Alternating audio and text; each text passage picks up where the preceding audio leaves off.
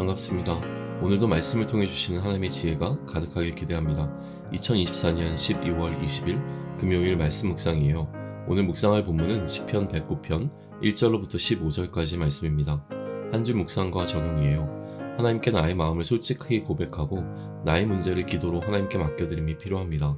특별히 마음을 어렵게 하고 불편하게 하는 상황을 마주하게 될 때 내 억울함을 풀고 내 마음을 시원하게 하는 방식으로 즉각적으로 대응하기보다는 잠시 멈춰서 하나님께 이 일의 해결을 맡겨드리고 하나님께서 이 상황을 어떻게 이끌어 가실지 지켜보겠습니다. 본문을 읽겠습니다. 내가 찬양하는 하나님이여 잠잠하지 마옵소서. 그들이 악한 입과 거짓된 입을 열어 나를 치며 속이는 혀로 내게 말하며 또 미워하는 말로 나를 두르고 까닭 없이 나를 공격하였습니다. 나는 사랑하나 그들은 도리어 나를 대적하니 나는 기도할 뿐이라. 그들이 악으로 나의 선을 갚으며 미워함으로 나의 사랑을 갚았사오니 악인이 그를 다스리게 하시며 사탄이 그의 오른쪽에 서게 하소서. 그가 심판을 받을 때에 죄인이 되어 나오게 하시며 그의 기도가 죄로 변하게 하시며 그의 연수를 짧게 하시며 그의 직분을 타인이 빼앗게 하시며 그의 자녀는 고아가 되고 그의 아내는 과부가 되며 그의 자녀들은 유리하며 구걸하고 그들의 황폐한 집을 떠나 빌어먹게 하소서. 고리대금하는 자가 그의 소유를 다 빼앗게 하시고 그가 수고한 것을 낯선 사람이 탈취하게 하시며 그에게 인애를 베풀 자가 없게 하시며 그의 고아에게 은혜를 베풀 자도 없게 하시며 그의 자손이 끊어지게 하시며 후대에 그들의 이름이 지워지게 하소서. 여호와는 그의 조상들의 죄악을 기억하시며 그의 어머니의 죄를 지워버리지 마시고 그 죄악을 항상 여호와 앞에 있게 하사 그들의 기억을 땅에서 끊으소서. 해설입니다. 오늘부터 12월 31일까지 시편 묵상이 이어집니다. 시편 109편은 1절부터 31절까지 기록되어 있어요. 오늘과 내일 두 번에 걸쳐 시편 109편을 묵상합니다. 시인은 하나님을 찬양하는 자였습니다. 그러나 그는 하나님께 잠잠하지 말 것을 요청하고 있어요. 자신을 공격하는 자들이 얼마나 힘들게 하는지를 하나님께 말씀드리죠. 악한 입, 거짓된 입, 속이는 혀, 미워하는 말로 시인을 공격했는데 시인의 입장에서는 이들이 이렇게 행하는 것이 아무 이유가 없었습니다. 시인은 이들을 사랑하지만 이들이 이렇게 시인을 대하니 그가 할 수 있는 것은 기도밖에 없었어요. 시인은 이들을 선하게 대하고 사랑했던 대가가 정반대로 돌아오는 상황을 마주했습니다. 그래서 시인은 이들을 하나님 앞에서 저주하고 있어요.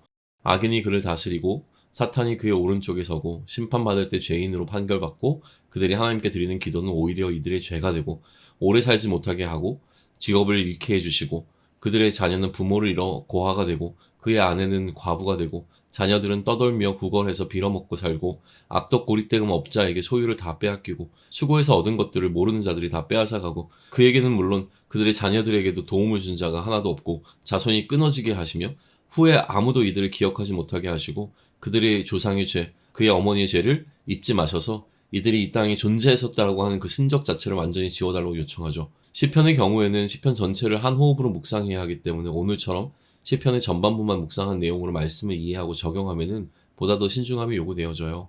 오늘 본문에서 시인은 자신을 공격하는 자들에 관해 하나님께서 저주를 행하여 주실 것을 요청하고 있는 것이 분명합니다. 내일 본문에서는 이 상황 가운데 자신을 구원해 주실 것을 하나님께 요청드리고 있어요. 그래서 오늘은 하나님의 저주를 요청할 정도로 힘든, 특별히 이유 없이 받게 되는 나의 억울한 상황에서 나는 어떻게 하면 좋을지를 묵상해 보시면 좋겠습니다. 적용입니다. 첫 번째 적용 포인트는 우리는 억울하고 힘든 상황에서 먼저 하나님을 찾아야 한다는 것입니다. 시인은 이 상황에서 하나님을 찾았어요. 우리는 하나님을 찾기보다는 먼저 내 생각대로 행하려고 하죠. 만약 이 시가 다윗이 쓴 것이고 그가 왕이었던 시기에 쓴 것이라고 한다면 다윗은 자신의 방식대로 자신을 괴롭히는 자들에게 대응할 수 있었을 거예요. 하지만 다윗이 선택한 방식은 하나님께 기도하는 것이었습니다. 오늘 우리는 억울한 상황 가운데서 혹은 불의한 상황 가운데서 혹은 그 어떤 상황 가운데서라도 나의 행동을 결정할 판단을 내려야 할 거예요. 그런데 그 순간 잠시 멈춰서 시인과 같이 하나님께 기도하자고요. 이 순서를 놓치지 않았으면 좋겠습니다. 두 번째 적용 포인트는 하나님께 우리의 마음을 표현하며 정직하자는 것입니다. 불편한 마음이 있어도 우리는 이 불편한 마음을 아무에게나 말하지 않아요. 그렇게 학습된 것일 수도 있겠지만 불편한 마음을 주로 말하게 되는 대상은 나와 친밀한 사람입니다. 그러니 우리는 시인과 하나님의 친밀한 관계를 느낄 수 있어요. 하지만 그 친밀함이 전부가 아닐 거예요.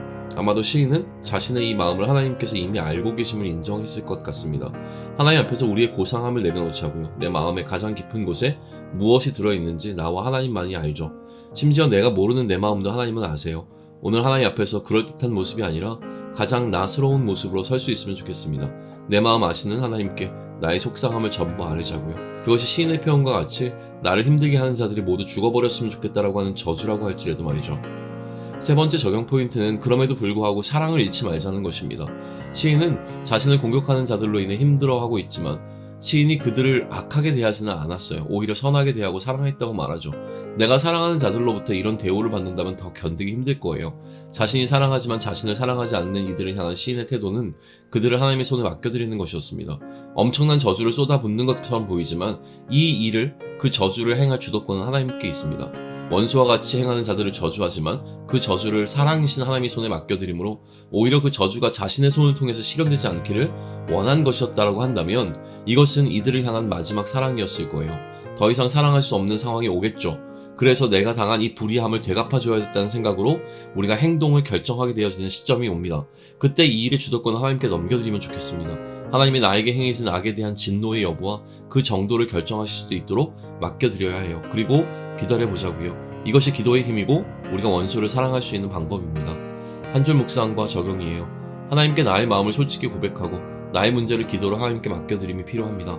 특별히 마음을 어렵게 하고 불편하게 하는 상황을 마주하게 될 때 내 억울함을 풀고 내 마음을 시원하게 하는 방식으로 즉각적으로 대응하기보다 잠시 멈춰서 하나님께 이 일의 해결을 맡겨드리고 하나님께서 이 상황을 어떻게 이끌어 가실지를 지켜보겠습니다.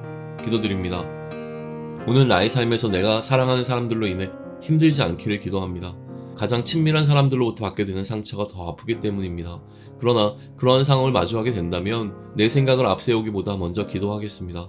마음의 깊은 곳에 있는 불편함과 억울함을 정직하게 주님께 아뢰겠습니다. 원수를 내 손으로 갚으려 하지 않고 모든 것을 주님의 손에 맡김이 나의 그들을 향한 사랑이 되도록 도와주세요. 예수님의 이름으로 기도드립니다. 아멘.